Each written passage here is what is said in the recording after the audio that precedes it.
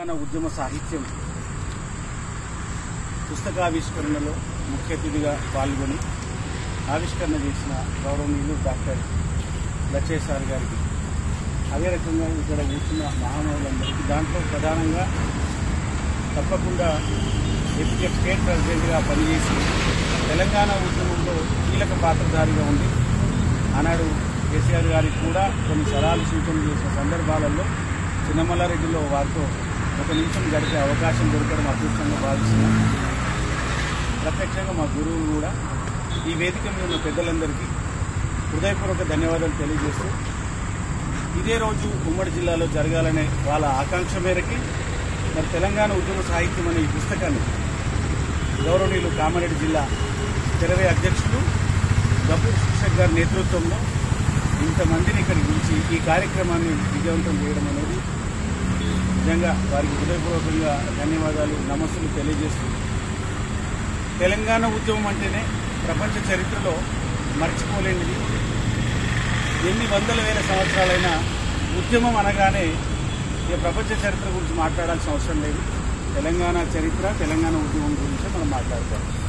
ఎందుకంటే ఇక్కడ ముఖ్యంగా మన తెలంగాణ రాష్ట్రంలో ప్రాణాలని తృణప్రాయంగా వదిలిపెట్టి ఒక గట్టి కోచతో సమానంగా చూసి ఉరికంబాలనెక్కి ఉరి వేసుకొని ట్రైన్స్కి కూడా ఎదురుగా వెళ్ళి జై తెలంగాణ నినాదాలు ఇస్తూ చచ్చిపోయిన వాళ్ళందరికీ నిజంగా మనం ఎప్పుడైనా జోహార్లు అర్పించాల్సిందే. వాళ్ళకి గుర్తుగానే ఈనాడు అమరవీరుల స్తూపాన్ని ఏర్పాటు చేసుకున్నాం. మరి వాళ్ళ ఆత్మలు ఆ పరమాత్మలో విలీనం కావాలని ప్రార్థన చేయడం తప్ప మనం ఇంకేం చేయలేం. ఆ కుటుంబాలకి మనం నైతిక మద్దతు తెలియాల్సిన బాధ్యత మనం ఉంది. అదే రకంగా కుటుంబాలకి గత ప్రభుత్వంలో కొందరికి న్యాయం జరిగినా ఇంకా జరగని వాళ్ళకి ఇప్పుడు వచ్చిన ప్రభుత్వం కూడా న్యాయం చేయాల్సిన బాధ్యత ఉందని తెలియజేస్తూ, నిజంగా ఉద్యమం అనగానే ఆ కాలంలో మనం ఉండి ఆ ఉద్యమంలో పాల్గొనే అదృష్టం మనకు దొరికింది.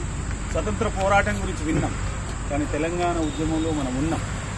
ఈనాడు ఈ తెలంగాణ ఇంకా ఉన్నత స్థితికి ఎదగాలి అంటే ఖచ్చితంగా ప్రభుత్వాన్ని ఎవరైతే ఏలుతున్నారో వాళ్ళ మనసుల్లో మంచి ఆలోచనలు వచ్చినప్పుడే సాధ్యమవుతుంది. ఇప్పుడు ఇంతకుముందు మన అడ్వకేట్ గారు చెప్పినట్టు ప్రతి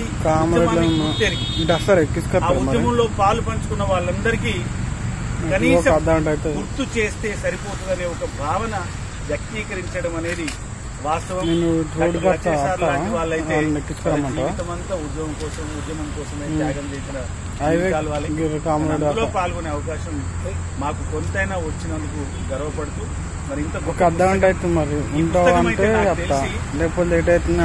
పాత తరం కాదు, కొత్త తరానికి మాత్రం ఖచ్చితంగా ఇది ఒక డిక్షనరీ లాగా పనిచేస్తుంది.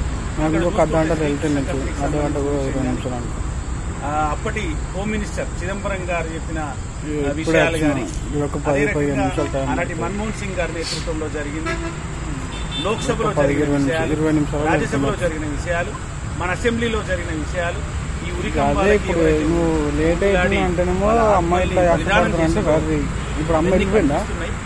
ఓకే ఎంత రాసినా తక్కువే.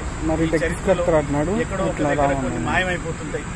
వాటి గురించి మళ్ళీ కొత్తగా పుస్తకం తుర్లపాటి లక్ష్మి గారు, ఎన్శెట్టి శంకర్ గారు వాటిని కూడా క్రోడీకరిస్తే బాగుంటుంది. కానీ వాళ్ళు నిజంగా వాళ్ళిద్దరూ భార్యాభర్తలు, మన కామారెడ్డి ప్రాంతం సంబంధించిన వాళ్ళు, మన అదృష్టం.